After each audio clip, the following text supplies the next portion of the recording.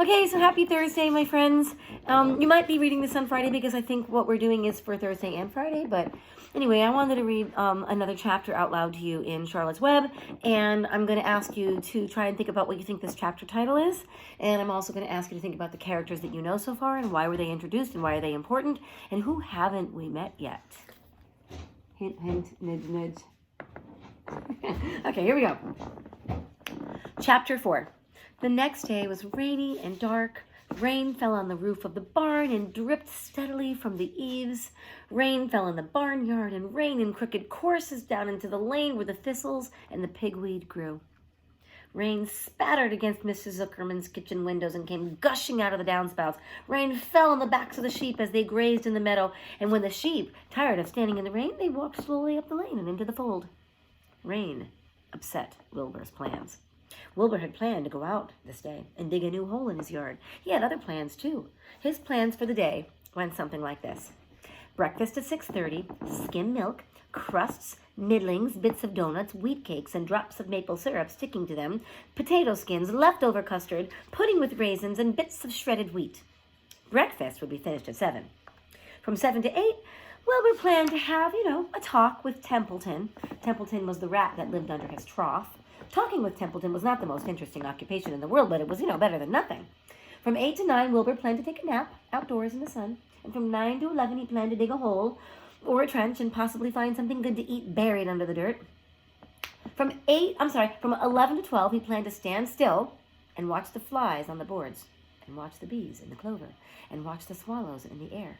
And then from 12 o'clock, lunchtime, middlings, worm water, apple parings, meat gravy, carrot scrapings, meat scraps, stale hominy, and the wrapper off of a package of cheese. Lunch would be over at 1. And from 1 to 2, Wilbur planned to sleep. And from 2 to 3, he planned to scratch the itchy places by rubbing up against the fence. And then from 3 to 4, he planned to stand perfectly still and think about what it was like to be alive and wait for Fern. And at 4 would come supper.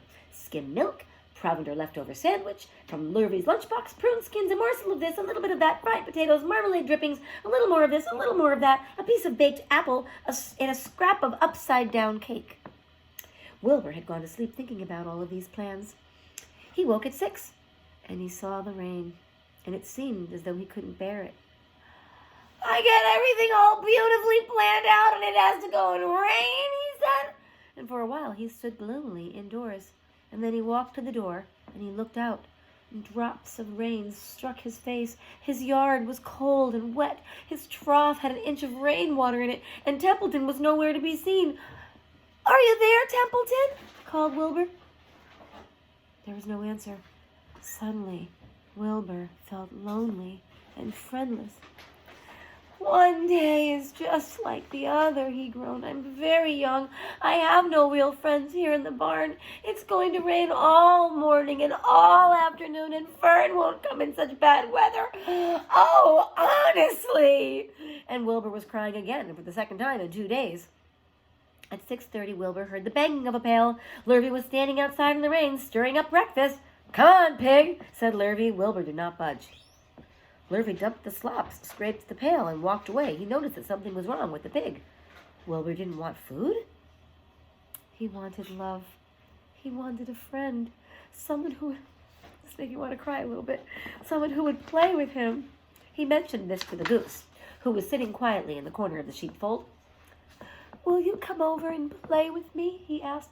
"Oh, sorry, said the goose. "I'm sitting on my eggs, 8 of them. I've got to keep them toasty, oasty, warm. I have to stay right here. I'm no flibberty, gibberty, gibbet. I'm not to play when there are eggs to hatch. I'm expecting goslings." "Oh, I didn't think you were expecting woodpeckers," Wilbur said bitterly. Wilbur tried next one of the lambs. "Will you please come and play with me?" "Oh, certainly not," said the lamb. "In the first place, I cannot get into your pen, and I'm not old enough to jump over the fence. And in the second place, I'm not interested in pigs. Pigs mean less than nothing to me." "What do you mean, less than nothing?" replied Wilbur. "I don't think there's any such thing as less than nothing. Nothing is absolutely the limit of nothingness. It is the lowest you can go. It is the end of the line. How can something be less than nothing? If there were something that was less than nothing, then nothing would not be nothing. It would be something. And even if it is just a very little bit of something.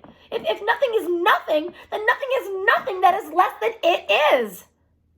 "Oh, be quiet," said the lamb. "Go play by yourself. I don't play with pigs." Sadly, Wilbur lay down and listened to the rain, and soon he saw the rat climbing down the slanting board that he used as a stairway. "Will you play with me, Templeton?" asked Wilbur. "Play?" said Templeton, whirling his whiskers. "Play? I hardly know the meaning of the word," he said. "Well," said Wilbur, "it means to have fun and to frolic and to run and skip and make merry." I'm going to show you a picture. This is the lamb talking. And to make merry. "Oh, I never do these things if I can avoid them," replied the rat sourly. "I prefer to spend my time eating and gnawing and spying and hiding. I'm a glutton, but not a merrymaker. Right now I'm on my way to your trough to eat your breakfast, since you haven't got sense enough to eat it yourself." And Templeton, the rat, crept stealthily along the wall and disappeared into a private tunnel that he had dug between the door and the trough in Wilbur's yard. Now, Templeton was a crafty rat, and he had things pretty much his own way. The tunnel was an example of his skill and cunning. The tunnel enabled him to get from the barn to his hiding place under the pig trough without coming out into the open. He had tunnels and runways all over Mr. Zuckerman's farm, and he could get from one place to another without even being seen. Usually he slept during the daytime and was abroad only after dark. Now Wilbur watched him disappear into his tunnel, and in a moment he saw the rat's sharp nose poke out from underneath the wooden trough.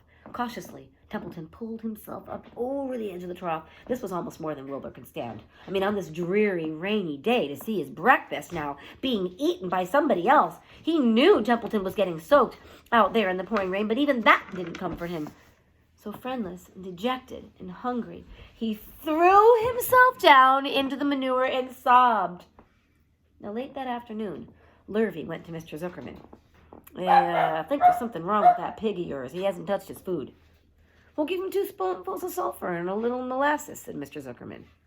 Wilbur couldn't believe what was happening to him when Lurvy caught him and forced the medicine down his throat. It was certainly the worst day of his life. He did not know whether he could endure the awful loneliness anymore. This is him. This is him, by the way. Oh, darkness settled down over everything, and soon there were only shadows and the noises of the sheep chewing their cuds, and occasionally the rattle of a cow chain up out overhead. Now you can imagine Wilbur's surprise when out of the darkness came a small voice that he had never heard before. It sounded rather thin but pleasant. "Do you want a friend, Wilbur?" it said. I'll be a friend to you. I've watched you all day, and I like you." But I can't see you," said Wilbur, jumping to his feet. Where are you, and who are you?" "I'm right up here," said the voice. "Shh, go to sleep. You'll see me in the morning." This is my favorite part. Okay. More to come. Have a lovely rest of your day, my friends.